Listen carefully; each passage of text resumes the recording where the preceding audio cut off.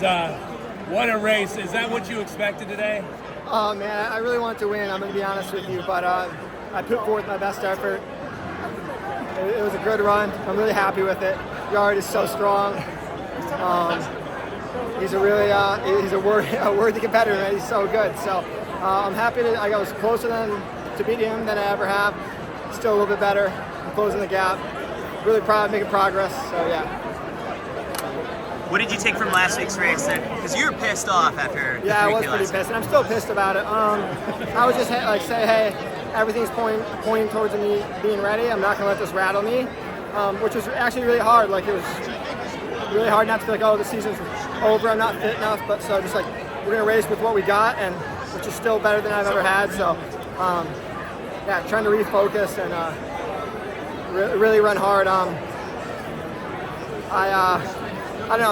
I'm still figuring out racing. So there's some things I think I can clean up, but I'm really proud with it.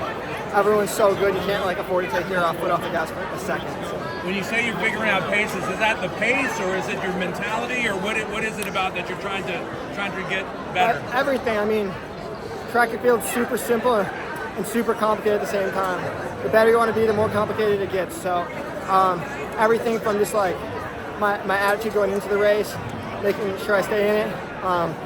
The whole thing feels like an uncomfortable experience to me. The race is hard. I'm nervous. There's expectations. So that I find really uncomfortable. And instead of expecting that to just expecting it to not be hard, being said, I'm capable of doing these hard, stressful things.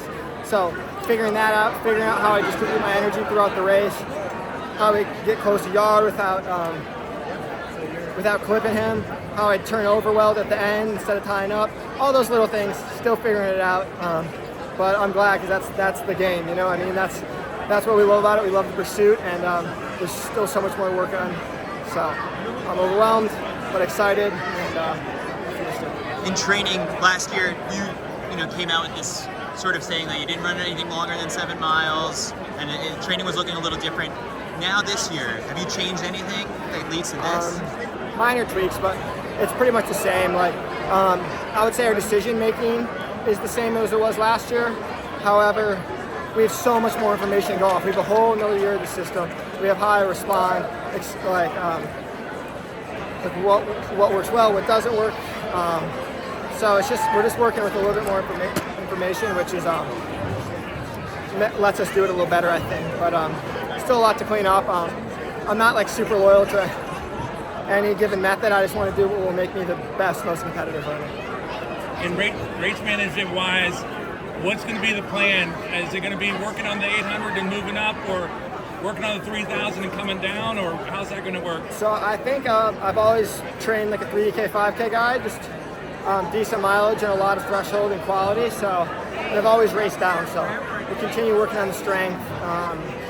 I don't know what's going to happen with the 800. I don't know if as I get stronger, it'll get better, if I'll need to do more specific work to continue to improve. But I'm not super competitive in the grand scheme of things. You know what I mean? Bryce and that whole crew is the league ahead of me. So the 1500 or the 800 supports my 1500. That's my baby. That's what I want to be world class at. So.